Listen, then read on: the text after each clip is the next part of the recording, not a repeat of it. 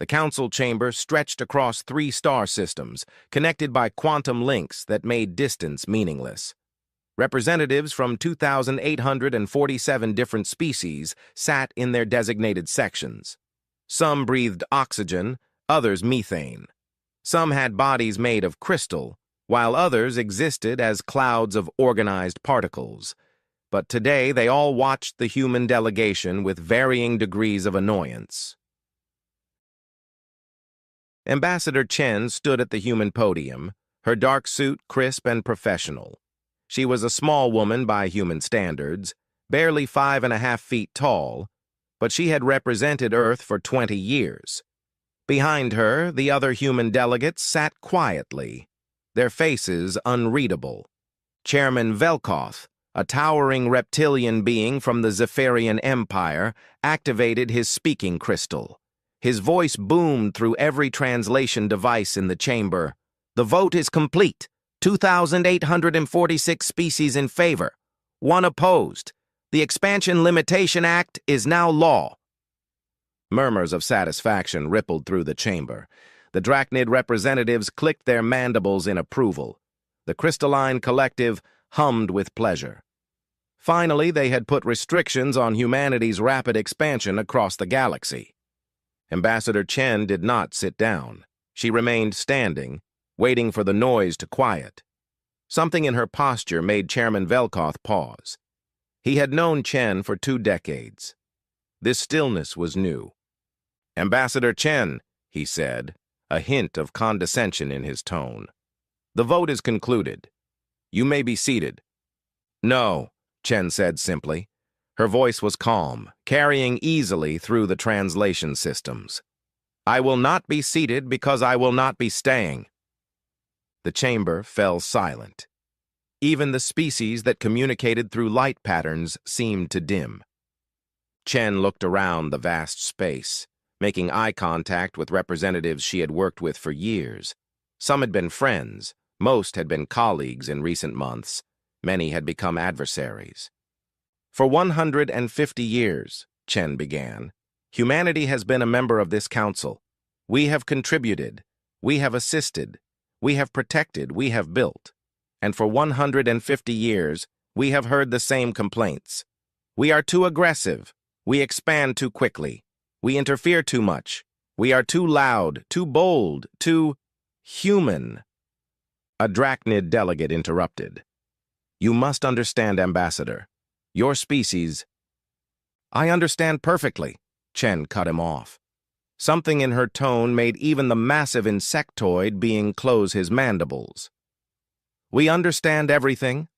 That is why I am here to deliver one final statement from the government of Earth and all human colonies." She pulled out a data crystal and placed it on the podium. It glowed softly. "Humanity withdraws from the Galactic Council, effective immediately." The chamber exploded into chaos. Delegates shouted in thousands of languages. Translation systems struggled to keep up. Chairman Velkoth slammed his crystal staff on the floor, the sound reverberating like thunder. "This is unacceptable," he roared. "You cannot simply leave. There are procedures, there are contracts, there are treaties." Ambassador Chen smiled. It was not a pleasant expression. "All contracts have been fulfilled. All treaties have been honored to the letter. All debts have been paid. The data crystal contains confirmation of every single legal obligation. You will find everything in order." She paused. "You will also find that every human employee, contractor, consultant, and advisor in council space has been given notice. They are leaving." "You cannot do this," a voice called out. It was Chancellor Prex of the Drachnid Union, one of humanity's harshest critics. "You are part of this council. You have responsibilities." "Responsibilities we have fulfilled," Chen replied.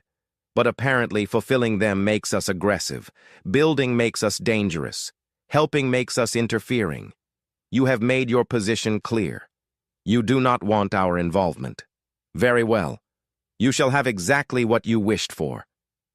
She turned to the other human delegates. They stood as one.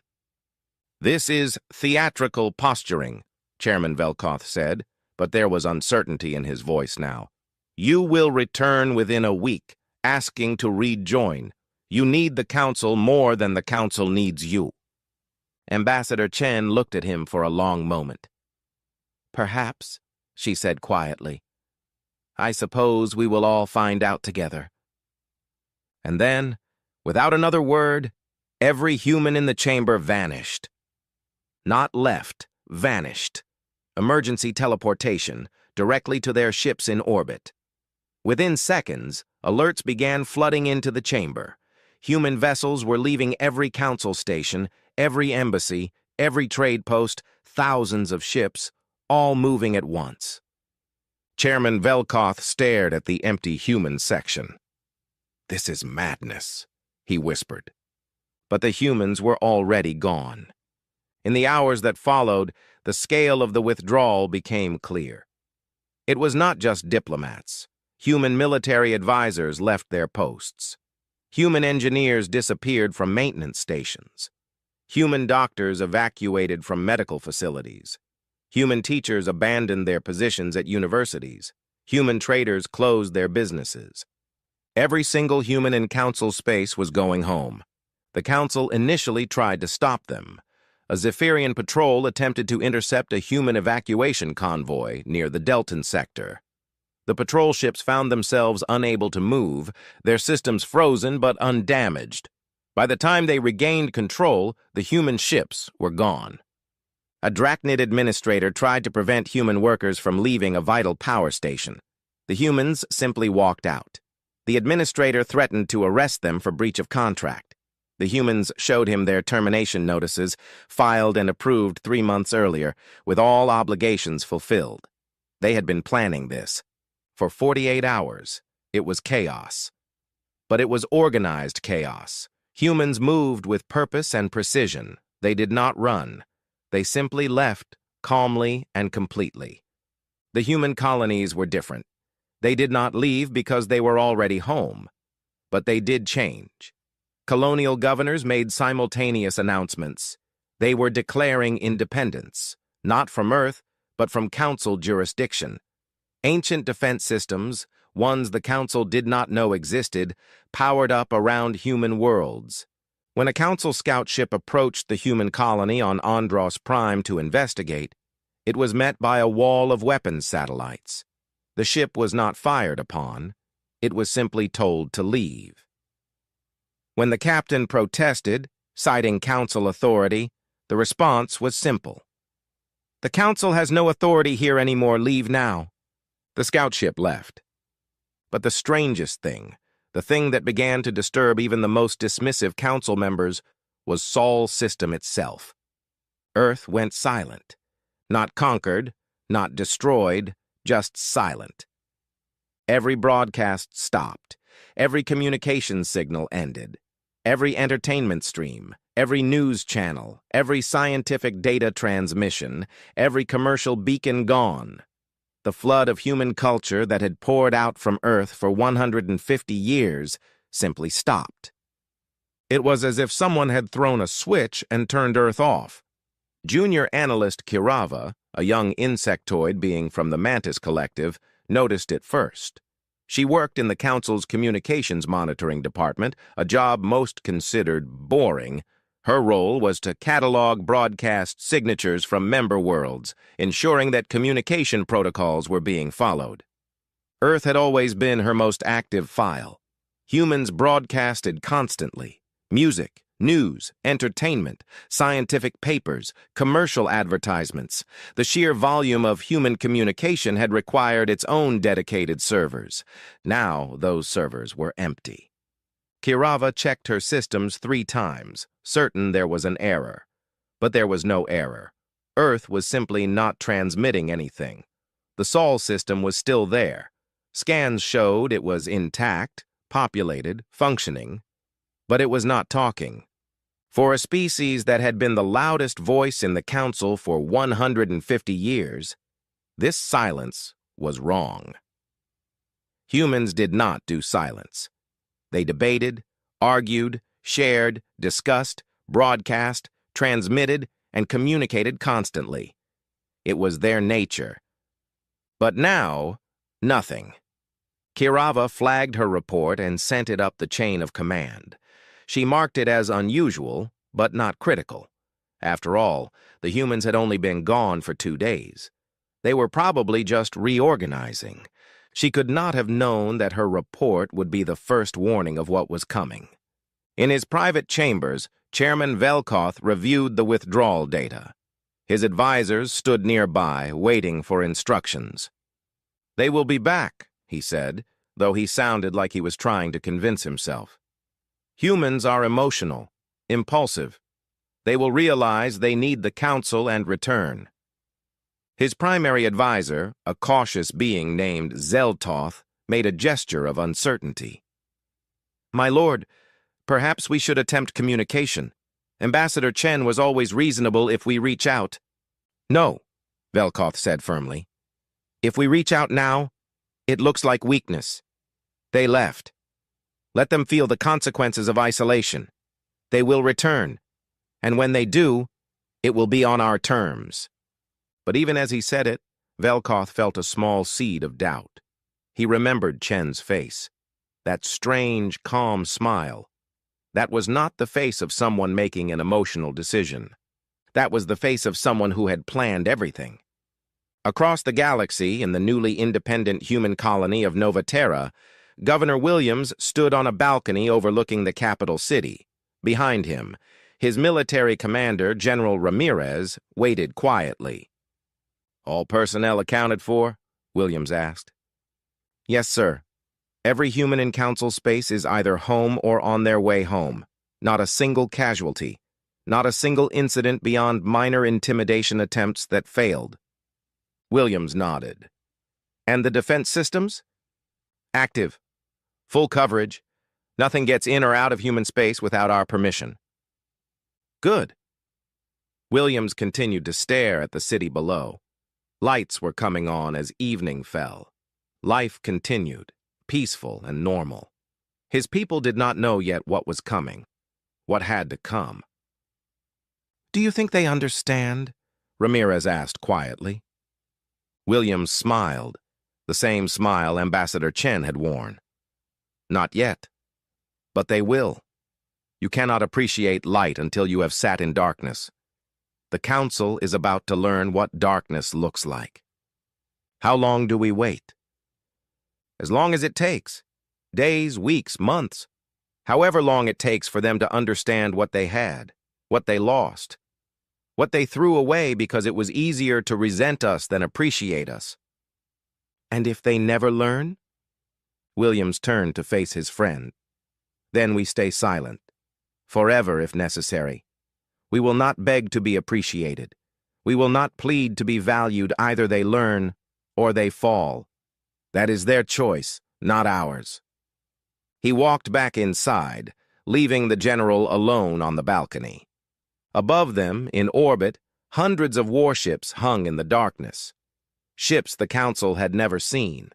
Ships humanity had built during 150 years of being called too aggressive, too militaristic, too dangerous. Ships that now waited in silence. In the council chambers, the delegates had finally quieted.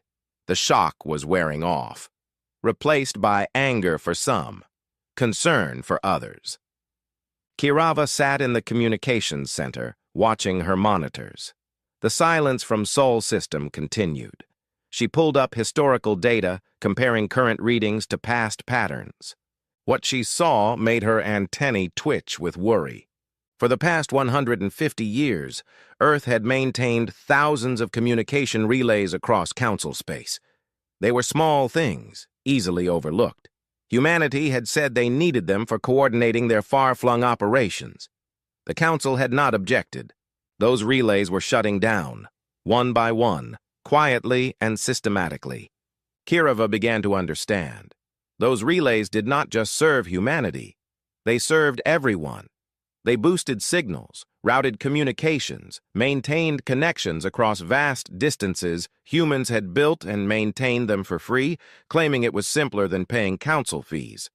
But now they were going dark. She began typing a new report, her digits moving faster. This was not just unusual, this was a problem. but she was just a junior analyst. Her reports went to a supervisor who sent them to a manager who forwarded them to a director. By the time anyone important saw her warnings, it would be too late. The first domino had fallen. The galaxy was about to learn what humanity's silence could do. The Interstellar Banking Consortium realized the problem first. It was 3 days after the human departure when Director Vexnall, a being whose species existed primarily as organized energy patterns, noticed that 34% of all galactic financial transactions had simply stopped processing. Not failed, not rejected, just stopped. He called an emergency meeting. Analysts from a dozen species crowded into the virtual meeting space, their avatars flickering with concern. "Show me the failure points," Vexnall commanded. A holographic map of the galaxy appeared, covered in red warning lights, thousands of them scattered across every sector. "It is not a failure, Director," one analyst said nervously. "The systems are working, but the routing protocols are not functioning correctly. Transactions are queuing but not completing." "Why not?" The analyst hesitated. "The quantum financial networks. They were designed by human cryptographers and maintained by human technicians. The base code is human-made. Without their updates and maintenance, the system is beginning to develop errors." Vexnall felt something his species rarely experienced: fear. "How long before complete failure?" "Unknown. Days, maybe weeks. The code is degrading faster than anticipated." "Contact the humans. Offer them whatever they want to come back and fix this." There was an uncomfortable silence. "Director, we tried. The communication was received but not answered. Sol system is still silent." Vexnall stared at the map of failures spreading across the galaxy like a disease. 34% of all transactions. Trillions of credits frozen in digital space, and it was only getting worse. This was just the beginning. Trade Captain Sorval had been hauling cargo across the same route for 20 years. The jump from Sector 7 to Sector 12 was easy, well-traveled, and safe. He made the jump without thinking, as he had done thousands of times before. But this time, he did not arrive at the correct coordinates. His ship emerged from hyperspace 3 light-years off course, dangerously close to a gravity well. Alarms screamed. His crew scrambled to avoid being pulled into the nearby star. They survived. Barely. "What happened?" Sorval demanded, his tentacles quivering with stress. His navigator was checking and rechecking her systems. "The hyperspace beacon, Captain. It gave us incorrect coordinates." "That is impossible. Those beacons are maintained constantly. They do not fail." But even as he said it, Sorval remembered something. He remembered the human maintenance crews he always saw at the beacon stations, small teams, working constantly, updating and repairing. He had never thought much about them. Maintenance was boring work that someone had to do. Someone. Humans, apparently. He checked the galactic beacon network status. His body went cold. Across the network of over 2,000 hyperspace beacons, maintenance logs showed the same thing. Last service performed by human crews. Last update, 4 days ago. Status, degrading. Sorval sent an immediate warning to the Trade Authority. Then he plotted a new course using the old, slower methods that did not rely on beacon navigation. His journey would take 3 times as long. He was lucky. That day, 17 ships miscalculated their jumps. 5 were destroyed. The others were stranded, calling for rescue. The galaxy was a very large place. Travel depended on those beacons, and the humans had been maintaining them all. At the Council Medical Research Facility on Praxis Station, Dr. Thelnara received an emergency call from Theta Colony. The Mantis doctor listened to the symptoms being described and felt her limbs go stiff with horror. "Red fever," she said simply. "You have an outbreak of red fever." "Can you send treatment?" the colony administrator begged. "We have 1,500 infected. The number is rising." Thelnara was already checking her inventory. then checking again, then checking a third time, hoping she was wrong. "I do not have enough," she said quietly. "I have perhaps 50 doses. The medicine is not commonly stocked because red fever is rare. It requires specialized manufacturing." "Then contact the manufacturer!" Thelnara had already pulled up that information. Her mandibles clicked with distress. The manufacturer was Terrigen Pharmaceuticals, a human company based in Sol System. Silence on the other end of the communication. "Contact them," the administrator finally said. "Beg them. Offer them anything. We have children dying here." Thelnara sent the message. Like all messages sent to human space in the past week, she received an automated response. "You have reached Sol System. This space is now closed to external contact. Do not approach." She sent the 50 doses she had. It was not nearly enough. On Theta Colony, the death toll began to rise. Thelnara began investigating the pharmaceutical supply chain. What she discovered made her sick. 412 essential medicines, all either manufactured by human companies or requiring human-made components. Antibiotics, antivirals, cancer treatments, regeneration therapies, some unique to specific species, some universal. Humans had not monopolized the industry. They had simply been very good at it, and other species had been happy to let them handle it. Why invest in expensive medical manufacturing when humans would do it cheaper and better? Now that supply was gone. Dr. Thelnara sent her report to the Council Medical Authority. She flagged it as critical. Then she went to her office and wept for the people she could not save. Chancellor Prex of the Drachnid Union was beginning to understand that something was very wrong. Reports flooded his desk. Trade disruptions, medical shortages, navigation failures, communication breakdowns, and always, always the same explanation. Humans had been handling it. He called an emergency meeting with his advisors. "Explain to me," he said, his massive form hunched over the conference table, "how we allowed one species to become so integrated into our infrastructure that their absence causes this much chaos." His chief of staff, a smaller drachnid named Velcha, clicked her mandibles nervously. "My lord, they did not force this integration. They offered services, we accepted them. It seemed efficient." "Efficient," Prex repeated. "We became dependent." "We became accustomed, my lord. The humans never charged excessive fees. Their work was reliable. It was easy to forget they were doing it." Prex stood and walked to the window of his office, looking out over the capital city of his home world. "I pushed for the Expansion Limitation Act. I argued that humans were too aggressive, too involved, too controlling." "You were not alone, my lord. 2,846 species agreed. And now we see the truth. They were not controlling. They were supporting. There is a difference." He turned back to his staff. "Contact Ambassador Chen immediately. Tell her I wish to negotiate their return." Velcha hesitated. "My lord, we have tried. All attempts to contact Sol System are ignored." "Try harder. Send a delegation. Send gifts.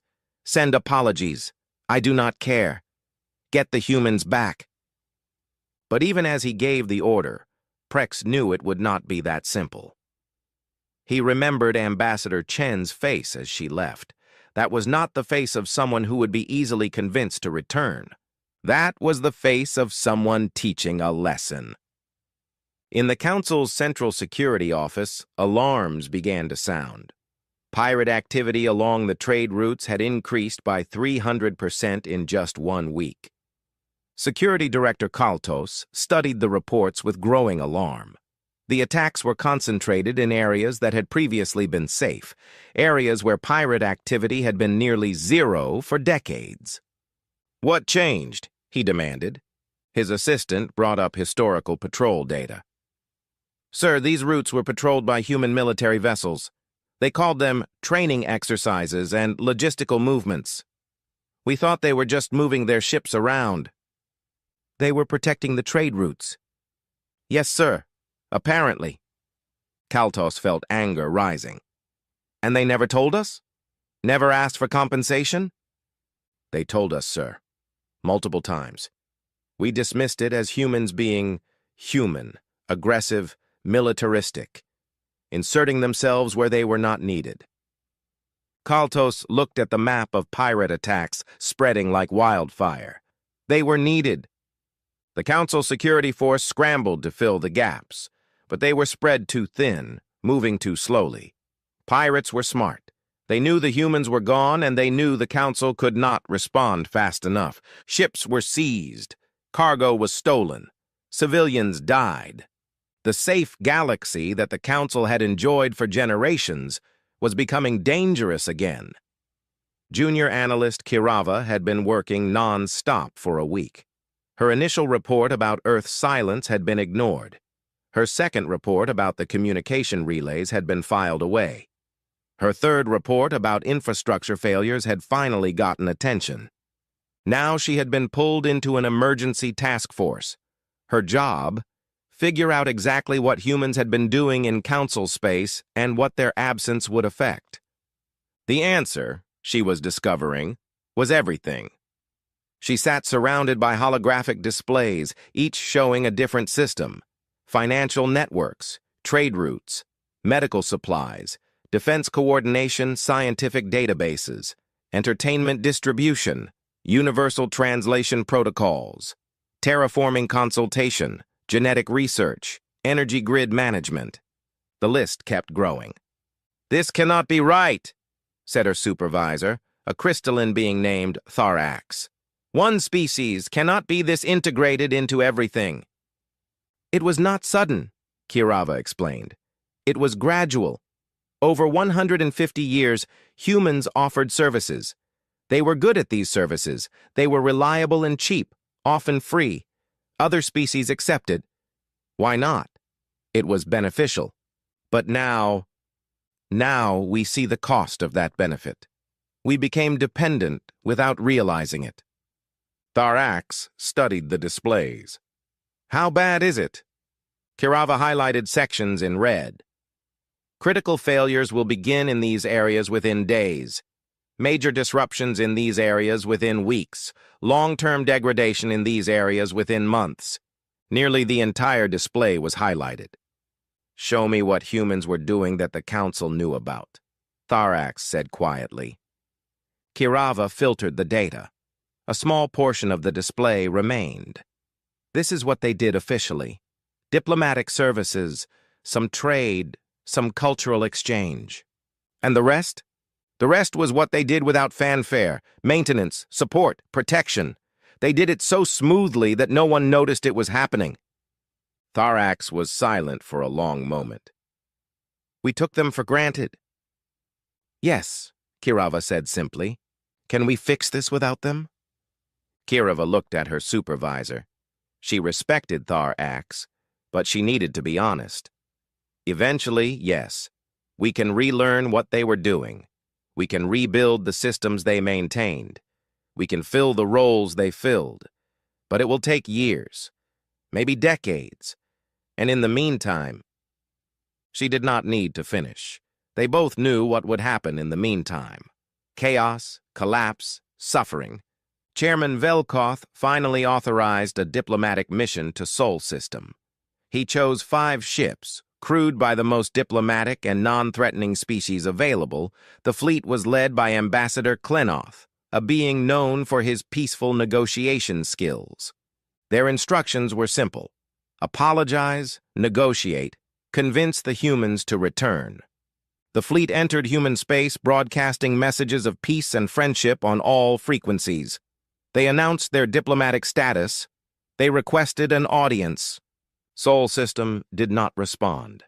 The fleet proceeded carefully, moving toward Earth. They saw the defense platforms. They saw the orbital stations. They saw thousands of human ships in formation, but none of them moved. None of them responded. "This is Ambassador Klenoth of the Galactic Council," the ambassador broadcast. "We come in peace. We request dialogue." Silence. The fleet moved closer to Earth. The moon grew larger in their view screens, and then suddenly their systems went dark. Not destroyed, not damaged, just off. Life support continued. Gravity continued. But engines, weapons, communications, sensors, all offline. Ambassador Klenoth stood on his bridge, suddenly helpless. And then, on every screen in every ship, a message appeared. It was a human face. Male, middle-aged, with kind eyes and a gentle smile. "Hello," the human said. "I am Admiral Harrison, commander of Sol System Defense. You have entered restricted space without authorization." "We have authorization," Klenoth said desperately. "We are Council ambassadors on a diplomatic mission." "The Council has no authority here. We told you this. We asked you not to approach." "Please, we need to speak with your government. The Council needs—" "Needs what?" The Admiral's smile never changed, but something in his eyes grew cold. "Needs us? Interesting. The Council voted to limit us, restrict us, criticized us constantly. But now that we are gone, the Council needs us." "Admiral, please." "Your ships are not damaged. You will be escorted out of Sol System. Do not return. Tell the Council that when they are ready to treat humanity with respect, they may send a message. We will consider whether to respond." "When will that be?" Admiral Harrison's smile widened slightly. "That depends entirely on the Council. Good day, Ambassador." The screens went blank. The ship's systems reactivated. And slowly, gently, but irresistibly, the 5 Council vessels were pushed out of human space by tractor beams they could not see or resist. They returned to Council space with the message. No one had been hurt. No one had been threatened. But the humiliation was complete. Humanity did not need to be aggressive. They simply needed to say no. Chairman Velkoth listened to the report in silence. When it finished, he dismissed everyone from his chambers. He needed to think. The galaxy was falling apart. The humans were responsible for holding it together, and they were gone. Worse, they were not gone by force or tragedy. They left by choice. Because the Council had made them feel unwelcome. Because 2,846 species had decided humanity was the problem. Velkoth had been one of the loudest voices demanding limits on human expansion. He had argued that humanity was dangerous, too aggressive, too controlling. He had been wrong, catastrophically wrong. And now the galaxy would pay the price for his mistake. The silence from Earth continued, and in that silence, the galaxy began to crumble. 2 months after the humans left, the galactic defense network crashed. It started with small errors. A sensor here, a targeting system there. Nothing critical, nothing immediate. The technicians assumed it was normal degradation and scheduled routine maintenance. But the errors multiplied. Faster than anyone expected, faster than anyone could fix.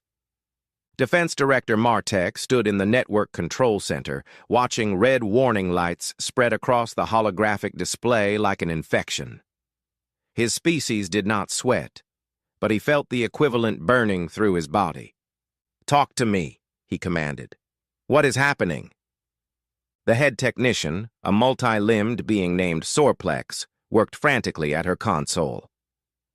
"The core systems are failing, Director. The code is fragmenting. We cannot identify the source.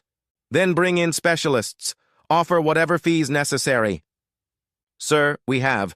They are analyzing the code now."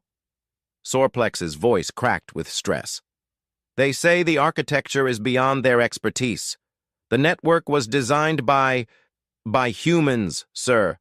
130 years ago, when the collective of 8 first threatened the Council, the humans built the defense grid and maintained it ever since." Martek felt his heart sink. "Maintained it how?"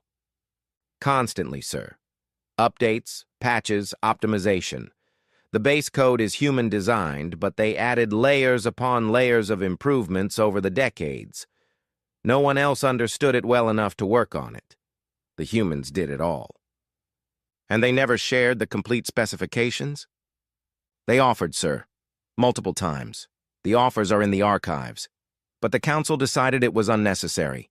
The humans were doing it for free and the system worked perfectly. Why waste resources learning it ourselves? Martek wanted to scream. Instead, he kept his voice level. How long until complete failure? Sorplex did not answer immediately. She ran more calculations. When she finally spoke, her voice was barely a whisper. 3 months, sir. Maybe 4. The network will be completely non-functional. The collective of 8 is still out there. If they learn our defenses are down, then we are vulnerable, sir. Very vulnerable.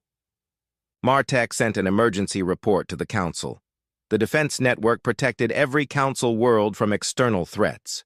It was the shield that had kept them safe for over a century, and it was dying. The council emergency session lasted 14 hours. Delegates screamed at each other in thousands of languages. Accusations flew. Blame was assigned and reassigned. Chancellor Prex of the Drachnid Union finally brought order by slamming his massive claws on his podium hard enough to crack the crystal. "Enough!" he roared. "The question is not who is at fault. The question is what we do now." "We must bring the humans back," someone shouted. "They refuse contact," another voice answered. "Then we force them."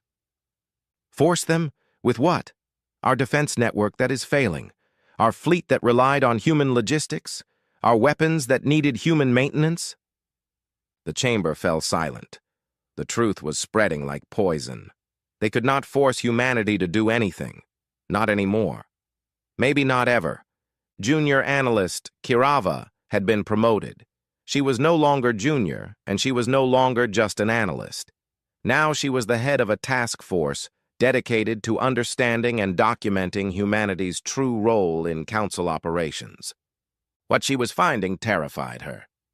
She stood before the council leadership, presenting her complete report. Her voice was steady, but her antennae trembled with distress. "Honorable leaders," she began, "I have compiled a comprehensive analysis of human involvement in council operations over the past 150 years. The scope is far beyond what anyone understood." She activated the holographic display. It filled the chamber with data. The humans maintained 89% of the galactic defense network.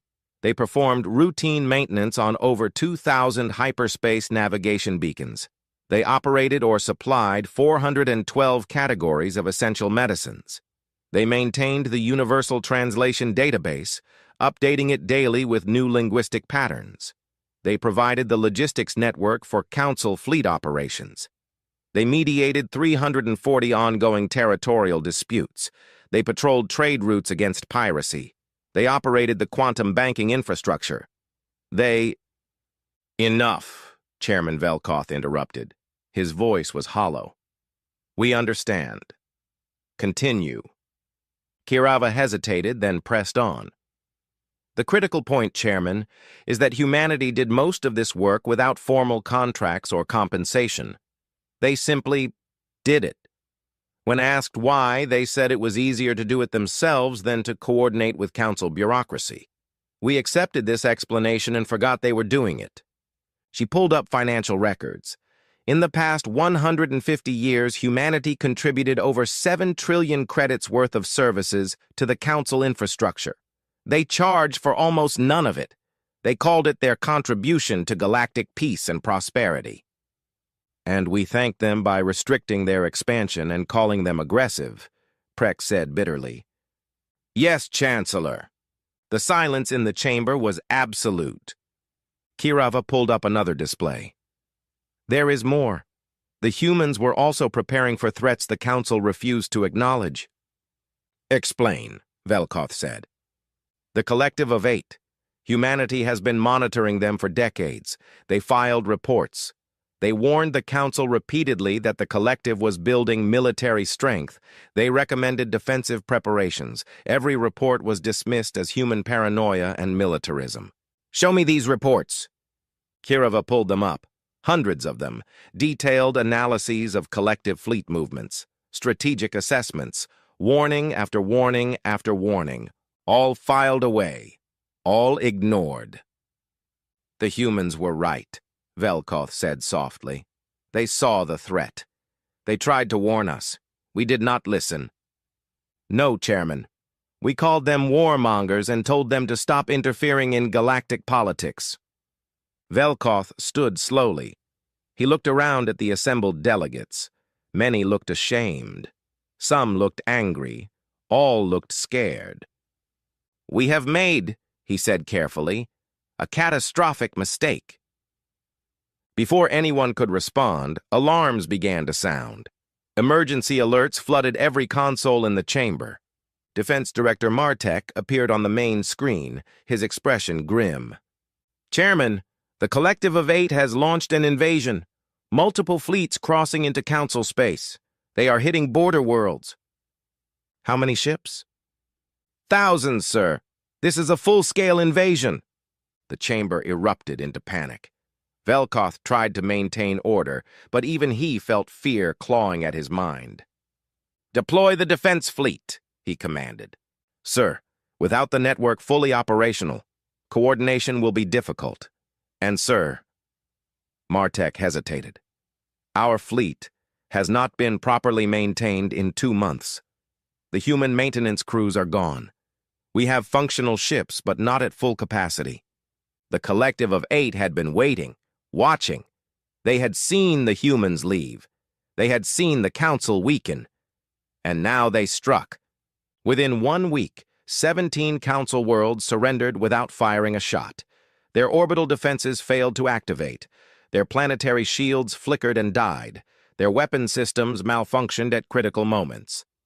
All because humans had been maintaining them, and now the humans were gone. The Council fleet engaged the Collective Armada in the Corvin sector. It should have been a strong defense. The Council had numbers and position. But the fleet's tactical coordination AI, designed and maintained by human programmers, began making critical errors.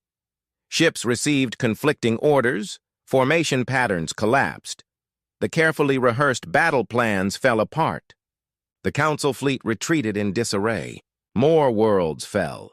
The Collective advanced steadily, meeting minimal resistance.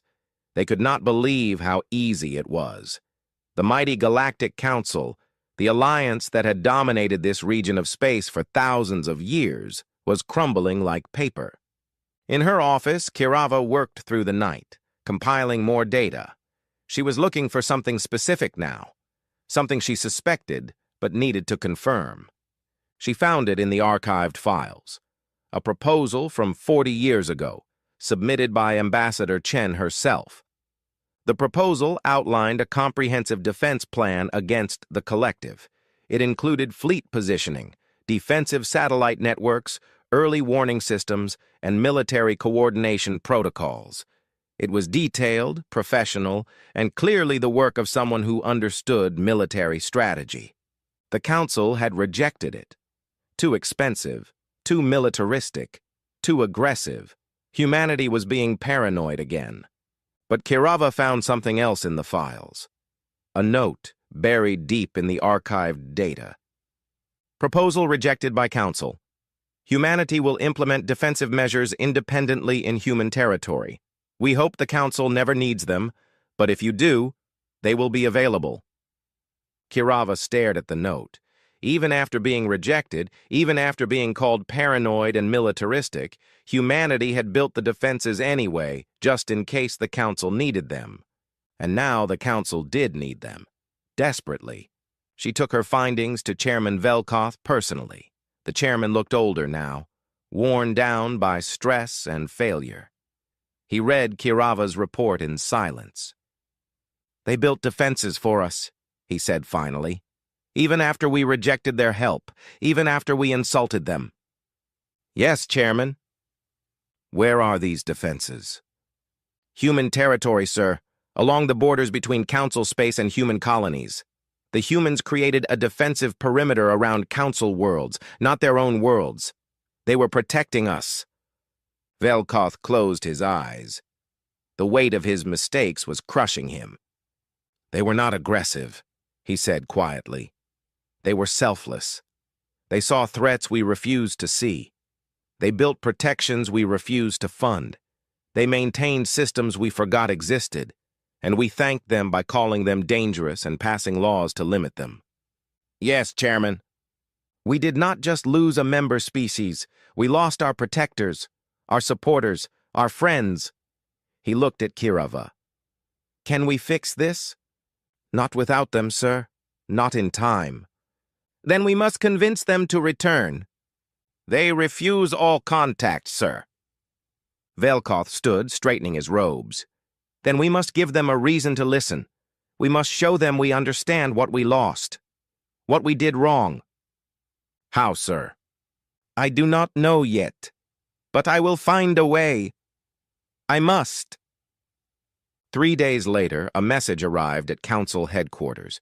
It was brief, just 3 words, but it came from Sol's system, the first communication humanity had sent since leaving. Are you ready? The message confused many delegates. Ready for what? What did it mean? But Kirava understood. She had studied humanity for months now. She understood how they thought. The humans were asking if the Council was ready to learn, ready to understand, ready to change, ready to appreciate what they had taken for granted. Chairman Velkoth stared at the message for hours. 3 words, a question, a test. Was the Council ready? He looked at the reports flooding his desk. 73 worlds conquered or surrendered, defense networks failing, trade collapsing, medical crises spreading chaos everywhere. The galaxy was burning, and the humans, safe behind their borders, simply watched. They had asked one question. Are you ready? Velkoth did not know the answer, but he knew they were running out of time to figure it out. In Sol's system, Admiral Harrison read the status reports from the front lines. The collective was advancing as predicted. The Council was falling as predicted. Everything was going exactly as humanity had known it would. Should we intervene? An aide asked. Not yet, Harrison said. They need to understand first. Really understand. If we save them now, they will learn nothing. They will return to taking us for granted within a generation. More worlds will fall. More people will die. Yes, and that is tragic. But if we teach this lesson poorly, even more will die in the future. The Council must learn that cooperation requires appreciation, that help is a gift, not a right, that silence can be more powerful than words. He looked out at Earth, blue and beautiful and silent. We will know when they are ready. They will show us. Until then, we wait. And in the darkness of space, the human fleet remained still, watching the galaxy burn, waiting for the moment when they would be truly welcomed back. Not as servants, not as tools, but as equals. The silence continued, and the lesson continued with it. The Galactic Defense Network failed completely on day 73 of the invasion. The failure was not dramatic. There was no explosion, no catastrophic cascade. The system simply stopped working. Targeting solutions became incorrect, threat assessments returned errors. Coordination protocols crashed. The vast network of sensors, weapons, and defensive platforms that protected Council space went dark. Defense Director Martek stood in the control center and watched it die. Around him, technicians worked desperately, trying to restart systems, bypass corrupted code, restore any functionality at all. Nothing worked. The network was dead. Send the report to the Council, Martek said quietly. His voice was empty of emotion. He had none left to give. Within hours, the collective learned what had happened. Their advance accelerated. Worlds that might have held out for weeks or months surrendered within days. Without the defense network, resistance was nearly impossible. The Council space shrank by the day. Chairman Velkoth convened another emergency session. The chamber was half empty now. Many delegates had fled to their homeworlds to prepare for invasion. Others had simply given up, waiting for the inevitable. Those who remained looked broken. "We have failed," Velkoth said simply. There was no point in hiding the truth anymore. Our civilization is collapsing. The collective will not stop until they have conquered us all. We have perhaps months remaining, maybe weeks. "Then surrender," someone shouted. "Negotiate terms with the collective. Save what we can." "And live as slaves?" Prex roared back. "Never!" "Then what?" The voice was desperate. "What can we do? We cannot fight them. We cannot defend ourselves. The humans are gone, and they will not return." "We have not given them reason to return," a new voice said. Everyone turned. Kirava stood at a speaking platform, her antennae rigid with determination. She was young, especially by council standards, but she had become the foremost expert on humanity. "Analyst Kirava," Velkoth said, "please share your thoughts. We need all perspectives now." Kirava activated her display. "I have spent 3 months studying humanity, their history, their culture, their psychology. I have reviewed every interaction between humans and the Council over 150 years, and I have reached a conclusion." She pulled up historical records. Complaints about humans, criticisms, restrictions, vote after vote limiting human activities. We treated them as a problem to be managed. They built infrastructure, we called it interference. They maintained systems, we called it control. They protected trade routes, we called it militarism. They warned us about threats, we called it paranoia. For 150 years, humanity contributed to this council while being constantly criticized for those very contributions. The delegates shifted uncomfortably. When Ambassador Chen walked out, she did not do it in anger. She did it in sadness. I have reviewed the footage many times. That was the face of someone who had tried and finally gave up. We did not drive them away with one act. We wore them down with thousands of small rejections. "What is your point?" someone asked. "My point," Kirava said firmly, "is that humanity does not want us to beg. They do not want us to grovel. They want us to understand. They want us to appreciate what they did. They want us to see them as equals, not as servants or problems." "We do see them as equals." "Do we?" Kirava challenged. "Then why did we pass laws restricting only their expansion? Why did we accept their free services without thanks? Why did we ignore their warnings? Why did we dismiss their concerns? We treated them like useful tools, not like partners." Silence filled the chamber. "The humans sent us a message," Kirava continued. 3 words. Are you ready? They are not asking if we are ready to grovel. They are asking if we are ready to change, to treat them with the respect they have earned. To be true partners, not just beneficiaries of their generosity. Chairman Velkoth stood slowly. "Then we must show them we have learned this lesson. We must show them we understand." "How?" Prex asked. "They will not even speak with us." "We must make them an offer they cannot ignore," Velkoth said. "Not bribes, not payment, but real change, real partnership, real respect." "It may already be too late," someone said quietly. "Perhaps," Velkoth agreed. "But we must try. Analyst Kirava, you understand humans better than anyone here. I am appointing you as Special Ambassador to Humanity. You will carry our message to Sol System." Kirava's antennae went rigid with shock. "Chairman, I am not qualified." "You are the only one qualified. You understand what we did wrong. You understand what they need to hear.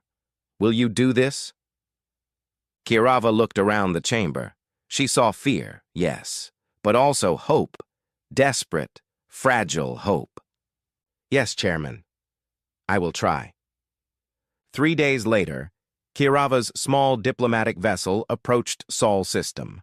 She traveled alone in an unarmed ship, broadcasting messages of peace on all frequencies. "This is Ambassador Kirava of the Galactic Council," she said. "I request permission to speak with human leadership. I come not to demand or beg, but to listen and to learn. Please." Give me a chance. For hours, there was no response. Kirava continued broadcasting, continued moving slowly toward Earth. Part of her expected to be turned away like the others. Then her ship's systems went dark. Life support continued, but everything else stopped.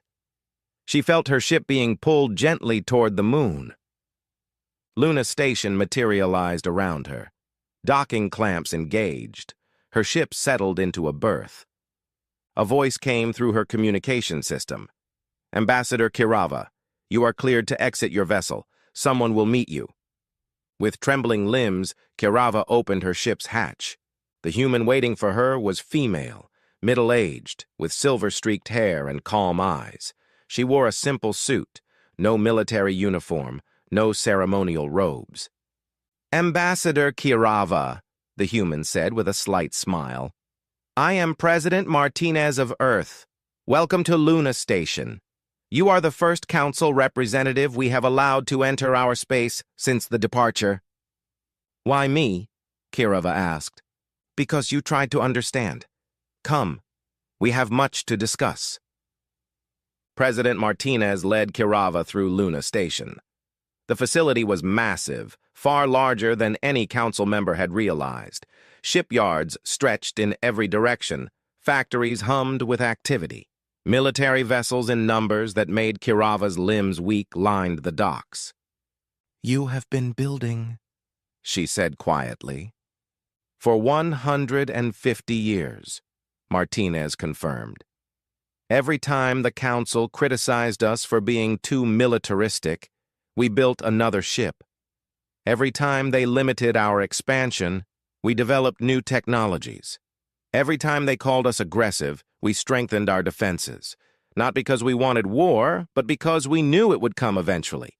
We tried to protect the council. They did not want our protection. So we protected ourselves instead. They reached a conference room. Inside, several humans waited. Kirava recognized Ambassador Chen, now looking older but still sharp-eyed. There were military leaders, scientists, politicians. Sit, Martinez said kindly. Tell us why you came. Kirava sat. Her prepared speech vanished from her mind. All the diplomatic phrases fled. She could only speak the truth.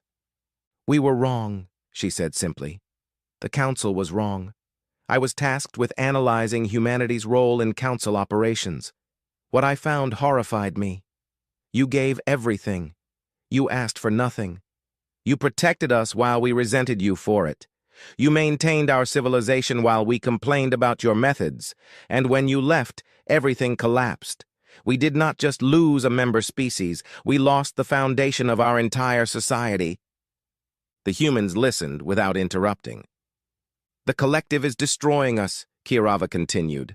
Worlds fall every day. Our defenses failed, our fleet cannot coordinate. Our infrastructure is crumbling, we are dying, and it is our own fault. We took you for granted. We treated you like tools instead of partners. We learned too late that you were the only thing holding us together. She looked at each human in turn. I cannot offer you enough apology. I cannot undo 150 years of disrespect. I can only tell you the truth. The council understands now. Too late. But we understand. You were not the problem.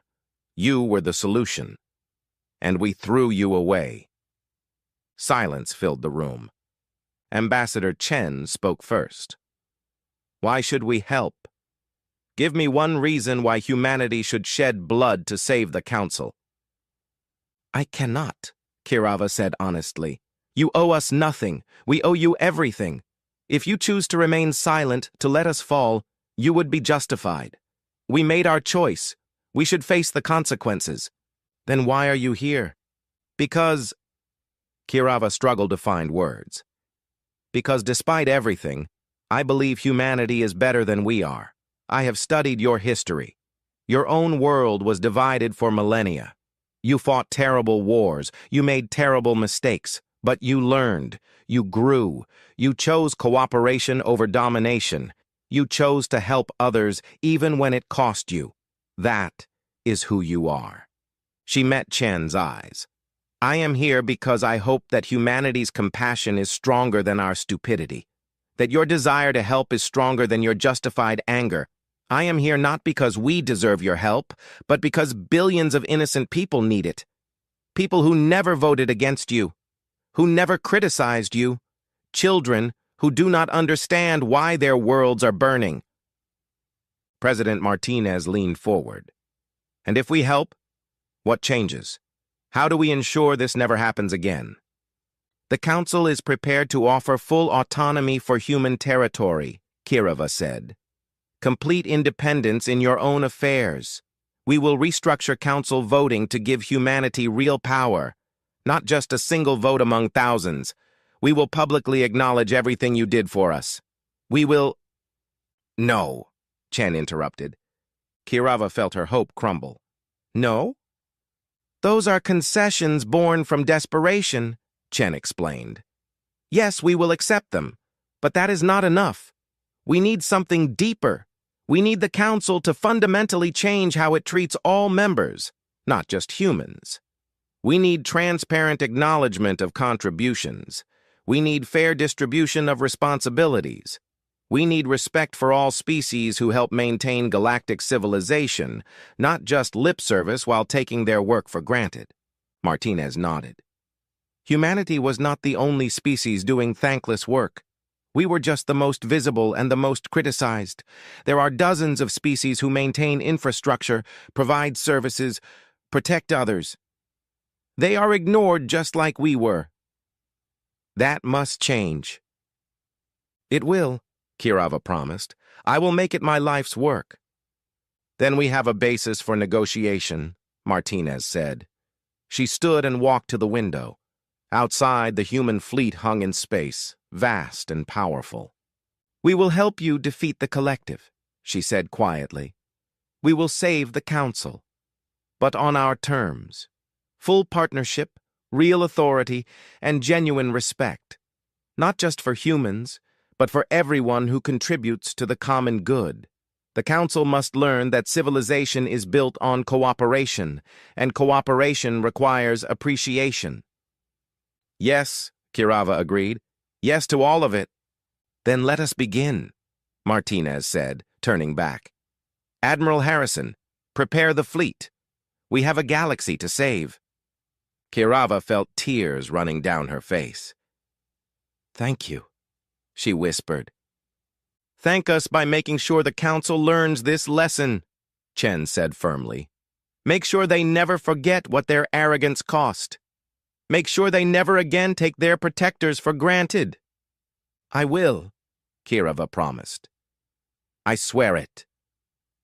The meeting continued for hours. Details were negotiated. Terms were agreed upon. Plans were made. And outside, the human fleet began to move. 10,000 ships emerged from hiding, ships the Council had never known existed. Dreadnoughts and carriers, destroyers and cruisers, support vessels and assault craft. A fleet built over 150 years of being called too militaristic. The fleet that would save the galaxy. Admiral Harrison stood on his flagship's bridge, watching the armada assemble. His crew worked efficiently, their training obvious in every movement. All ships report ready, his first officer said. Set course for Council space, Harrison commanded. Maximum speed. The collective is about to learn why humanity stopped talking. The fleet jumped to hyperspace, moving faster than the collective's scouts could detect. They had been planning this operation for months, refining it while the Council struggled. They knew exactly where to strike, and 3 words echoed through every human ship. Are you ready? The Council had answered. Now humanity would show them what true partnership looked like.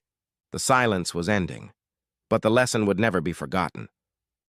The giant ship appeared above Earth without warning. It was bigger than any mountain, longer than the biggest cities, and darker than the deepest night. The ship had no lights except for the red glow that came from strange symbols on its black metal sides. It looked like death itself had come to visit. Admiral Kethfer stood on the bridge of the void. Renderin looked down at the small blue planet below. He was tall and covered in green scales that looked like armor. His yellow eyes had seen many worlds surrender without a fight. This would be no different. For 3,000 years, the Void Render had traveled between stars. It never needed to fire its weapons. The ship was so scary that entire planets would give up the moment they saw it. Kethver had watched hundreds of species fall to their knees and beg for mercy. Some cried, some screamed. All of them surrendered. The ship was built to be terrifying. The outside was covered with the bones of dead alien species. Strange faces were carved into the metal, faces of creatures that no longer existed. The engines made sounds like screaming ghosts. Even Kethver's own people were afraid when they saw the Void Render. Today was supposed to be easy. The report said humans were simple creatures. They lived on one small planet and had not learned to travel between stars yet. They had primitive weapons that could barely destroy their own cities. They should be terrified. Kethver pressed a button on his control panel. His voice would now reach every human on the planet below. Primitive species of the third planet, he said in perfect English. His computers had learned their language in minutes. You have been chosen to join the galactic hegemony. Give us your governments. Give us your resources. Give us everything you have. You have 1 day to surrender, or we will destroy you all. He waited for the panic to begin. He expected to see their cities go dark as their leaders hid in bunkers. He expected desperate messages, begging for mercy. He expected fear. What he heard instead made no sense, laughter at first. Kethvar thought his translation computers were broken. But no, the sounds coming from the planet were definitely laughter. Millions of humans were laughing at his threat. Lieutenant Yextal, a young officer with bright blue scales, looked at his screen with confusion. Sir, the humans are. They are making joke sounds. What? Kethver could not believe what he was hearing. They're laughing, sir, and they are making something they call memes. Look at this. On the main screen, Yextal showed pictures that humans were sharing on their communication networks. One picture showed the Void Render with silly eyes drawn on it. Another showed a human pointing at the ship with text that said, finally, something interesting happened in 2025. Kethver watched in shock as more and more humans shared jokes about his ship. Someone had made a song about alien invasion, and it was spreading across their entire planet. Another human had drawn a picture of the Void Render being attacked by their primitive flying machines, but the planes were drawn as tiny birds. Sir Yextal said, they have something called #AlienInvadersBingo. They are making it a game. A game, Kethver's voice got louder. They think this is a game? The communication officer, a creature with too many eyes, spoke up. Admiral, we are receiving thousands of messages from the planet, but none of them are surrender offers. What? Are they saying? Well, sir, one human leader sent a message that says, thanks for the light show, but we're kind of busy right now. Can you come back next week? Another one asks if we accept payment in something called Bitcoin. Kethver felt his scales turn a darker green, which happened when he was angry. In 3,000 years, no species had ever responded to the Void Render with jokes. No one had ever asked them to come back later. No one had ever treated galactic conquest like it was an inconvenience. Show me their news broadcasts, he ordered. The screen filled with images from human news stations. Instead of panic, Kethver saw reporters standing in front of cameras, smiling. One female human was speaking cheerfully while the Void Render hung in the sky behind her. This is Sarah Johnson reporting from New York City, where the mysterious alien ship continues to hover above Earth. Citizens are gathering in Central Park for what they're calling an end-of-the-world viewing party. Local pizza shops report record sales, and the mayor has declared today an unofficial holiday. Another channel showed a male human in a white coat. The alien ship appears to be using some kind of gravity manipulation technology. From an engineering perspective, this is absolutely fascinating. We're learning more about advanced physics in 1 day than we have in the last 50 years. Kethver changed to another channel. This one showed humans holding signs. But instead of signs begging for mercy, they were holding signs that said things like, "Take me to your leader," and "Aliens welcome. Just don't park there." One old human man was being interviewed. The reporter asked him if he was scared. Scared? The old man laughed. Son, I lived through 3 wars, 2 divorces, and 40 years of taxes. A big, scary spaceship. That's just Tuesday. Sir, Lieutenant Yextel said quietly. Perhaps the humans do not understand the danger they are in. Kethfer was beginning to think the same thing. These creatures were clearly too stupid to be afraid. He would have to show them the power of the Void Render. Prepare the fear cannon, he ordered. The fear cannon was the Void Render's most terrible weapon. It did not destroy things with fire or energy. Instead, it sent pure terror directly into the minds of every living creature on a planet. No species had ever resisted it. After one blast from the fear cannon, entire civilizations would beg to surrender. But as the weapon charged up, something strange happened. The laughter from Earth got louder. Someone on the planet had started a countdown. Millions of humans were counting down to the deadline together, like they were waiting for fireworks to begin. They were not counting down to their doom. They were counting down to a show. Kethfer stared at the planet below and felt something he had not felt in a very long time. He felt confused. The first time in 3,000 years. The Void Render had met a species that refused to be afraid. And somehow, that made Kethfer very afraid indeed. Admiral Kethfer decided to show the humans real power. They were clearly too stupid to understand words, so he would speak in the language of destruction. He would destroy something big enough that even these laughing creatures would finally understand their situation. Target the small rocky body near their moon, he ordered. Use the plasma cannon. Make it bright enough that every human can see it. The weapons officer nodded and aimed at a small asteroid floating in space. The Void Render's massive cannon charged up with red energy. A beam of pure fire shot out and hit the asteroid. The rock exploded into 1,000,000 pieces, creating a brilliant light show that could be seen from Earth even during the day. Kethfer smiled with satisfaction. Now the humans would see what real power looked like. Now they would understand that their little planet could be next. He waited for the screaming to begin. Instead, he heard cheering. Sir, Lieutenant Yextal said, looking at his screens with wide eyes. The humans they are celebrating. What do you mean celebrating? They think we just gave them a fireworks show. Look, the main screen showed humans all over there. Planet pointing up at the sky, where the asteroid had exploded. Ow. They were taking pictures. They were cheering. They were calling their friends to come outside and look. In one city, thousands of humans had gathered on rooftops to watch. Someone had brought speakers and was playing music. People were dancing. It looked like a festival. This is incredible, said a human scientist on their television. The aliens just demonstrated technology that's centuries ahead of anything we have. The energy output from that blast could power our entire planet for a year. This is the greatest scientific discovery in human history. Another human was selling something called T-shirts with pictures of the explosion on them. The words on the shirts said, "I survived the alien warning shot and all I got was this lousy T-shirt." Kethfer's scales turned an even darker green. Are selling clothing about our demonstration of power? Yes, sir. They've also made it into something called a meme, sir. Yextel paused. They have started rating our explosion.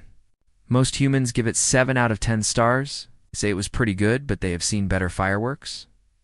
Better fireworks? Kethfer's voice was getting very loud now. We just vaporized a mountain-sized rock with one shot. Yes, sir. But humans say their New Year celebrations are more impressive. While Kethfer tried to understand how destroying an asteroid could be less impressive than human celebrations, something else was happening on Earth. The humans were not just laughing anymore. They were working. Admiral Sarah Chen sat in her command center deep under the Pacific Ocean. She was a small human with short gray hair and eyes that never showed fear. Around her, dozens of other humans worked at computers and communication devices. Status report, she said calmly. All military bases are responding, said Colonel Martinez. Every ship, every plane, every soldier we have is ready to move. What about the scientists? Dr. James O'Coffer appeared on a video screen. He was a tall human with dark skin who worked in a place called Lagos. Behind him, other scientists were working frantically with computers and strange equipment. Admiral Chen, Dr. O'Coffer said with excitement in his voice, we have been studying the energy readings from their demonstration. I have some very interesting news. Tell me. The alien ship is not as dangerous as it wants us to think. Yes, it has powerful weapons. But the way it uses energy tells me something important. This ship is built to scare people, not to fight. Real wars. Admiral Chen leaned forward. Explain. Think of it like this, Dr. Okafor said. Imagine you built a car that looks very scary and makes loud noises, but it cannot actually drive very fast. The alien ship is like that car. It looks terrifying, and it can blow up asteroids, but its defenses are not as strong as they appear. How can you be sure? The energy patterns, Admiral? When they fired their weapon, I detected something interesting. Most of their power goes to making the ship look scary and making threatening sounds. Only a small part goes to actual weapons and shields. They have been bullying people for so long that they forgot how to really fight. Admiral Chen smiled for the first time since the aliens arrived. Dr. Okafor, please send this information to every military base and every scientist on Earth. If we are going to die today, we might as well make it interesting. Within hours, Dr. Okafor's discovery spread across the planet. Military leaders began making new plans. Engineers started building new weapons. Computer programmers began writing special software. But the most important thing happened in the minds of ordinary humans. When they learned that the scary alien ship was mostly for a show, they stopped being impressed and started being annoyed. So let me understand this, said a human comedian on television. These aliens traveled across the galaxy in a ship that is basically a really expensive way to say, be afraid of us. That is like driving a tank to the grocery store because you want people to think you are tough? The audience laughed. But it was a different kind of laughter now. Before, humans had laughed because the situation was so strange. Now they laughed because they realized the aliens were not as smart as they pretended to be. On the void render, Kethver watched as human military forces began to move. But they were not running away or hiding in bunkers. They were moving toward. His ship, sir, said the communications officer. We are detecting small spacecraft launching from the planet. They appear to be heading directly toward us. Suicide attacks? Kethver asked. Finally, the humans were showing proper fear. Unknown, sir. But, sir, they are still laughing. Kethver looked at the screen showing the approaching human ships. He could hear radio communications between the human pilots. They were joking with each other. They were making bets about who could get closest to the void render. One pilot was singing a song. This is insane, Kethver said.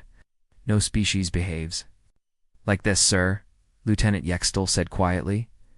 What if that is exactly the problem? Kethver turned to look at his young officer. What do you mean? What if we have been conquering the wrong kind of species? What if there are creatures in the galaxy who cannot be scared because they think differently than we do?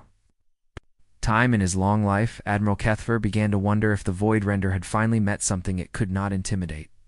And that thought scared him more than any weapon ever could.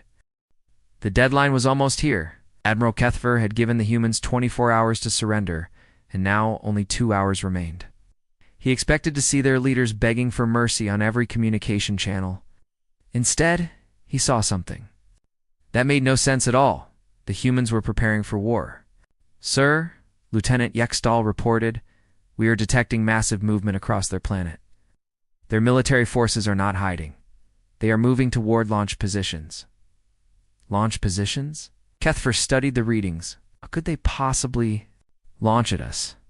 Their weapons are primitive. Nuclear devices, sir. Hundreds of them. They are loading them onto small spacecraft and aiming them at our ship. Kethver laughed. Nuclear weapons? Those ancient toys? Our shields can stop 1,000 nuclear explosions without even noticing. But as he watched the human preparations, something bothered him. The humans were not acting like a species about to make a desperate last attack. They were acting like they had a plan. On Earth, Admiral Chen stood in her command center, watching dozens of screens. Each screen showed a different part of the human plan. Military bases were launching rockets. Space stations were being turned into weapons. Even old satellites were being given new jobs as fighters, Admiral said. Colonel Martinez, all launch sites report ready. We have 300 nuclear missiles aimed at the alien ship, Good Admiral Chen said. And the real plan? Dr. Okafor appeared on the main screen. Behind him, hundreds of computer programmers were typing frantically. "Almost ready, Admiral. We just need a few more minutes." "What exactly are we doing?" asked Colonel Martinez. "I understand the missiles are a distraction, but what is the real attack?" Dr. Okafor smiled. "We are going to use the aliens' own weapon against them." "Colonel, that ship is not just a weapon. It is a communication device. Connects to the mind of every person on a planet to make them afraid. But what if we could reverse that connection? Reverse it how? What if instead of the ship putting fear into our minds, we could put our thoughts into the ship?" Admiral Chen understood immediately. "You want to hack their fear weapon?" "Exactly, but not with normal computer virus. We are going to hack it with something the galaxy has never seen before. We are going to hack it with humanity." On the Void Render, Kethver watched the human missiles launch. Finally, he thought, they were acting normally. Even if their weapons were weak, at least they were showing proper fear by attacking desperately. "Sir," said the weapons officer, "should we destroy the incoming missiles?" "Not yet," Kethver said. "Let them come close. When their weapons fail against our shields, it will break their spirit completely. Then they will surrender." But Kethver did not know about the real human plan while he watched the obvious missiles. Human computer experts were doing something that should have been impossible. They were breaking into the Void Render's communication systems, but they were not using normal hacking methods. They were using something much more dangerous. They were using the internet. Dr. Okafor had discovered that the Void Render's fear weapon worked by connecting to planetary communication networks. It would send scary thoughts through television, radio, and internet to reach every person on a planet. But the humans had spent the last day doing something clever. They had filled their entire internet with the most powerful thing they knew. They had filled it with humanity itself. Every funny video humans had ever made. Every song about fighting against impossible odds. Every story about people who refused to give up. Every joke about death and danger. Every meme about being brave when everything looked hopeless. All of it was now connected and ready. 30 seconds until missile impact, reported Colonel Martinez. "Perfect," said Dr. Okafor. "Activating." "The virus now?" On the Void Render, Kethver prepared to watch the human weapons bounce harmlessly off his shields. The fear cannon was ready to fire the moment the missiles failed. One blast would fill every human mind with terror, and this embarrassing situation would finally be over. The missiles struck the Void Render's shields and exploded in brilliant flashes of light. As expected, they did no damage at all. "Now fire the fear cannon," Kethver ordered. "End this." The fear cannon activated. It reached out through space to connect with Earth's communication networks, prepared to flood human minds with pure terror. Instead, something incredible happened. The moment the fear cannon connected to Earth's internet, it was hit by the combined force of human culture. 8 billion people worth of jokes, songs, stories, and memes flowed backwards through the connection into the Void Render systems. The ship's computer, which had been designed to create fear, suddenly found itself trying to process something. It had no way to understand, tried to analyze human comedy and could not figure out why people laughed at danger. It tried to understand human music about fighting hopeless battles, and could not figure out why humans would fight when they knew they would lose. Worst of all, it tried to understand human memes. The ship's artificial intelligence, which had been trained on the fear of 1,000 conquered species, was suddenly flooded with images of humans making jokes about everything. Jokes about death. Jokes about aliens. Jokes about being afraid. Even jokes about the Void Render itself. Sir Lieutenant Yextel said with panic in his voice, "Something is wrong with our systems." Kethver looked at his control panels. Lights were flashing everywhere. But instead of normal error messages, the screens were showing human memes. One screen showed a picture of a small Earth animal called a cat, with words that said, "Icon has galactic conquest." "What is happening?" Kethver demanded. "Fear cannon is overloading," reported the weapons officer. "Cannot process the data it is receiving from the planet." "What kind of data, sir?" "It appears to be jokes, millions and millions of jokes, and something called funny cat videos." Another screen flickered and showed a human video. In the video, a man was standing in front of an explosion, but instead of running away, he was walking toward the camera in slow motion while music played. The words at the bottom said, "Humans do not run from explosions. Explosions run from humans." Kethfer stared at the video. It made no sense. No species walk toward explosions. No species made entertainment about being brave in the face of certain death. No species filled their communication networks with jokes about their own destruction. "Sir," the communications officer said, "we are receiving a message from the planet." Put it on screen. Admiral Chen appeared on the main display. She was sitting calmly in her command center, and she was smiling. "Hello there," she said cheerfully. "I hope you are enjoying our little gift. You see, you made one small mistake when you tried to scare us. You connected your fear weapon to the internet. The internet, as you are probably discovering, is a very strange place." Behind Admiral Chen, Dr. Okafor waved at the camera. "Call this a logic bomb," he said. "Your computer is trying to understand humanity, but humanity cannot be understood. It can only be experienced. You are experiencing all of it at once." Admiral Chen leaned forward and looked directly at Kethfer.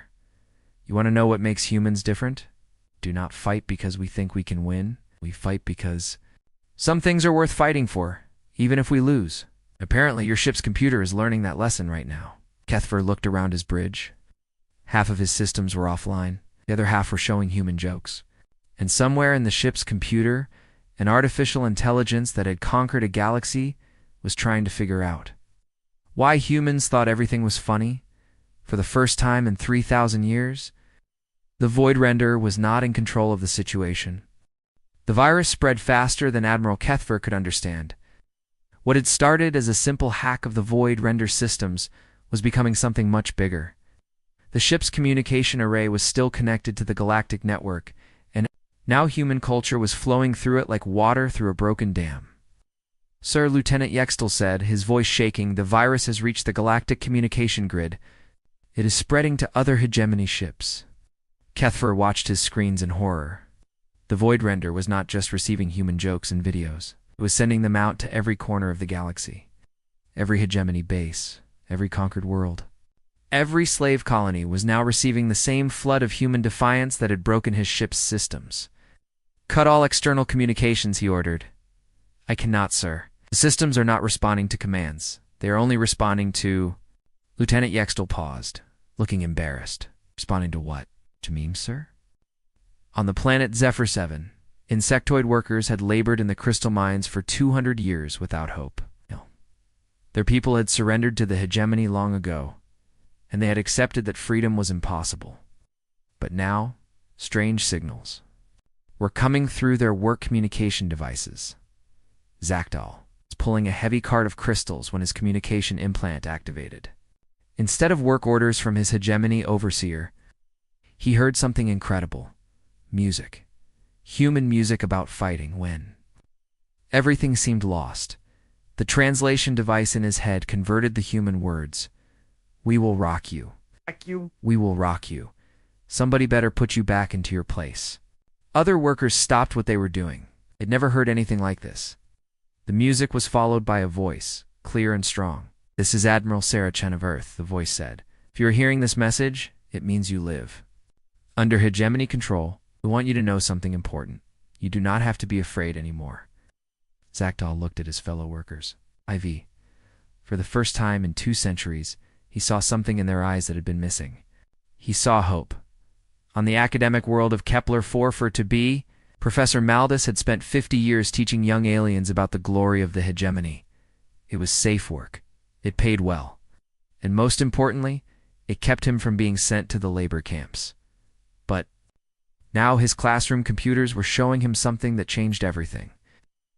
Human scientists were explaining how to analyze hegemony technology. They were showing weaknesses in hegemony weapons and ships. They were teaching resistance. Dr. James Okafor appeared on his screen, smiling warmly. "Hello, friends, across the galaxy. My name is James, and I am a human scientist. Today I want to teach you something very important. The scary ships that conquered your worlds are not as powerful as they want you to think." Professor Maldus had never seen anyone speak about the hegemony this way. Dr. Okafor talked about their masters like they were. It's just another engineering problem to be solved. The key thing to understand, Dr. Okafor continued, is that bullies are usually afraid of something. In this case, the hegemony is afraid of you. They are afraid that if you stop being scared, you will realize that there are more of you than there are of them. In the prison camps of Wriggle 12, political prisoners who had fought against the hegemony decades ago were seeing something they thought they would never see again: resistance. The guards tried to shut down the communication systems, but it was too late. The human virus had infected everything. Prisoners were learning that somewhere in the galaxy, a species called humans had looked at the void render and laughed. Zelenara had been in prison for 30 years. She had led a rebellion on her home world and failed. She had watched her people surrender and give up hope. But now she heard human voices singing songs about fighting impossible battles and refusing to surrender. One song particularly caught her attention. The humans called it "Don't Stop Me Now." It was about feeling so alive and free that nothing could stop you. Zelenara began to smile for the first time in 30 years.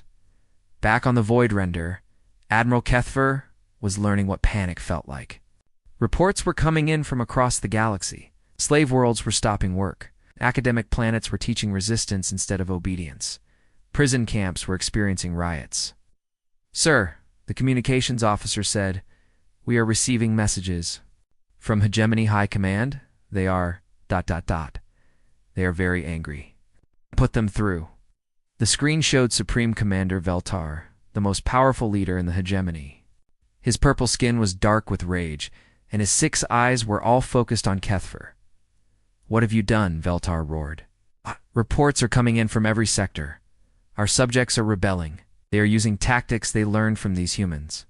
"How did one primitive planet cause this much damage?" Kethfer tried to explain, but he was not sure he understood it himself. "Supreme Commander, the humans are ... different. They do not respond to fear the way other species do." "Different how?" "They laugh at death, sir. They make jokes about impossible situations. They fight even when they know they cannot win. Somehow this attitude is spreading to other species. That is impossible. Fear is universal, intelligent. Life responds to fear. Not humans, sir. They respond to fear by making memes about it." Veltar stared at Kethfer for a long moment. "Memes? Funny pictures with words, sir? They use them to make serious situations seem less serious? It is their primary weapon? Their primary weapon is funny pictures." "Yes, sir, and it is working." On Earth, Admiral Chen was receiving reports from around the world. Every major military installation was reporting the same thing. The alien ship was still hanging in space above them, but it was no longer threatening. Its systems were too busy processing human culture to function as a weapon. Admiral Dr. Okafor said, "We are receiving communication signals from across the galaxy. Dozens of species are using our broadcast to coordinate resistance movements. The hegemony is losing control of entire star systems." Admiral Chen smiled. When the day had started, Earth was facing invasion by the most powerful force in the galaxy. Somehow, they had accidentally started a galactic revolution. "Dr. Okafor," she said, "I need you to do something important." "What is that, Admiral?" "Need you to make our broadcasts stronger? If we are going to overthrow a galactic empire by accident, we might as well do it properly." Colonel Martinez looked confused. "Admiral, are we actually trying to liberate the galaxy now?" Admiral Chen looked at the screens showing reports of rebellion from 100 different worlds. She thought about species that had been enslaved for centuries, suddenly remembering what freedom felt like. She thought about the hegemony's 3,000-year reign of terror coming to an end because humans had taught the galaxy how to laugh. "Colonel," she said, "I think the galaxy was never really asking to be liberated. It was asking to remember how to liberate itself. We just reminded everyone that empires built on fear can be destroyed by hope." "And memes," Dr. Okafor added helpfully. "And memes," Admiral Chen agreed. Above Earth, the void render continued to broadcast human culture to every corner of the galaxy. For 3,000 years, it had been a weapon of conquest. Now it had become something completely different. It had become a beacon of freedom. And across the galaxy, species that had forgotten how to dream were beginning to remember that some things were worth fighting for, even when victory seemed impossible. 3 months had passed since the Voidrender first appeared above Earth. The galaxy was no longer the same place it had been before humans taught it how to laugh. Admiral Kethfer sat alone in his command chair, looking at reports that told a story he could barely believe. The hegemony was falling apart. Not from military defeat, but from something much worse. Their subjects had stopped being afraid. On Zephyr 7, the insectoid workers had thrown down their mining tools and declared their freedom. The hegemony had sent troops to restore order, but the soldiers found something they had never encountered before. Oh. The workers were not just rebelling. They were singing human songs while they did it. On Kepler 4 for 2b. Professor Maldus was no longer teaching about hegemony glory. Instead, he was teaching young aliens how to build communication devices that could not be controlled by their masters. His students called it Earth technology. They were sharing the designs with other worlds. The prison camps of Rigel 12 were empty. Zelenara had led a breakout that freed every political prisoner in the system. But instead of running and hiding, the former prisoners had taken over the communication stations and were broadcasting human music to nearby worlds. Lieutenant Xtel approached Kethfer's chair carefully. "Sir, we have received new orders from Supreme Commander Veltar. What does he want now? He wants us to destroy Earth immediately. He says the human contamination must be stopped before it spreads further." Kethfer looked at the small blue planet below. For 3 months, he had been trying to fix his ship's systems. The human virus was still there, buried so deep in the computer networks that it could not be removed. Every day, his ship continued to broadcast human culture to the galaxy, and every day, more worlds joined the rebellion. "Sir," Yextel said quietly, "there is something else. We have been receiving messages." "What kind of messages?" "From other hegemony ships, sir. Some of them are ... asking to join the rebels." Kethfer turned to stare at his young officer. "Crew of the destroyer-class ship Iron Fist sent a message yesterday. They said they were tired of conquering people who just wanted to be free. They asked if Earth would accept their surrender, and Admiral Chen said yes, sir. She welcomed them to what she calls the Free Galaxy Alliance. She even sent them a package of human entertainment as a welcome gift." Kethfer felt something he had never experienced before. Felt tired. Not physically tired, but tired in his soul. For his entire life, he had served the hegemony without question. He had believed that order was more important than freedom, that fear was stronger than hope. But now he had seen what happened when people stopped being afraid. He had watched as his ship, designed to be the ultimate weapon of terror, became a tool of liberation. He had seen species that had been enslaved for centuries suddenly remember how to dream. Sir Yextel said, "What are your orders?" Kethfer could answer, "The communication system activated." Admiral Chen's face appeared on the screen. She looked exactly the same as she had 3 months ago, calm and confident. "Hello, Admiral Kethfer," she said with a slight smile. "I hope you have been well, Admiral Chen." Kethfer was surprised to find that he was glad to see her. "You contacted me to demand our surrender?" "Actually, no. I contacted you to say thank you." "Thank you. Your ship has been broadcasting our culture to the galaxy for 3 months now. Because of the Voidrender, hundreds of worlds have learned that freedom is possible. Billions of people who had given up hope are now fighting for their rights. You have helped us liberate more people than any military fleet could have." Kethfer looked around his bridge. His crew was listening to every word. He could see something in their eyes that had not been there before. Doubt. Not doubt about their abilities, but doubt about whether what they had been doing was right. "What do you want from me, Admiral Chen? I want to ask you a question. Are you happy, Admiral Kethfer?" The question caught him completely off guard. "Happy? Yes. Are you happy serving an empire that rules through fear? Are you happy conquering people who just want to live their lives in peace? Are you happy being the person that everyone in the galaxy is afraid of?" Kethfer thought about the question. When was the last time he had been truly happy? When was The last time he had felt proud of what he was doing, instead of just doing it because it was his job. "I do not know," he said honestly. "Well," Admiral Chen said, "if you ever decide that you want to try something different, Earth would be happy to welcome you and your crew to the Free Galaxy Alliance. We can always use people who know how hegemony technology works. You would trust us after everything we have done." Admiral Kethfer, humans believe that people can change. We believe that someone who has done wrong things can choose to do right things. The question is, what do you choose? The communication ended, leaving Kethfer alone with his thoughts and his crew. 6 hours later, Voidrender sent a message to every ship in the hegemony fleet. It was simple and direct. "This is Admiral Kethfer of the starship Voidrender. After careful consideration, my crew and I have decided to join the Free Galaxy Alliance. We no longer wish to serve an empire built on fear. To any hegemony forces who wish to continue fighting, we will not stop you. To any hegemony forces who wish to join us, you are welcome." The message was followed by something that no one in the galaxy had ever heard before. The crew of the Voidrender, led by Lieutenant Yextal, began to sing a human song. They sang "We Are the Champions," and even though their alien voices could not pronounce all the words correctly, the meaning was clear. On Earth, Admiral Chen smiled as she listened to the broadcast. Dr. Okafor appeared on her screen grinning widely.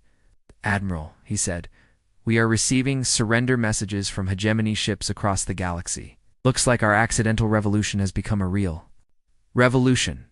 How many ships?" "At last count, about half the hegemony fleet. The other half is either still loyal to the old government or trying to decide which side to join." Admiral Chen looked out at the stars through her command center window. When this had all started, Earth was facing destruction by the most powerful force in the galaxy. Now, somehow, they had helped create a new galaxy where freedom was more powerful than fear. "Dr. Okafor," she said, "I need you to send a message to all the rebel worlds." "What should it say?" Admiral Chen thought for a moment, then she smiled. The same smile that had started everything 3 months ago. "Tell them that Earth sends its greetings to the Free Galaxy Alliance. Tell them that we are proud to fight alongside them. And tell them..." She paused, thinking of the right words. "Tell them that sometimes the best way to defeat your enemies is to help them become your friends. And if they ask what happens next..." Admiral Chen looked at the stars again, thinking about all the worlds out there where people were learning. To be free for the first time in centuries, tell them that happens next is up to them. That is what freedom means. Above Earth, the Voidrender continued its orbit, but it was no longer a weapon of conquest. It had become something the galaxy had never seen before. A ship of former enemies, working together to build something better, and across the galaxy. The sound of laughter continued to echo, the sound of people who had remembered that some things were worth fighting for even when victory seemed impossible, the sound of hope itself.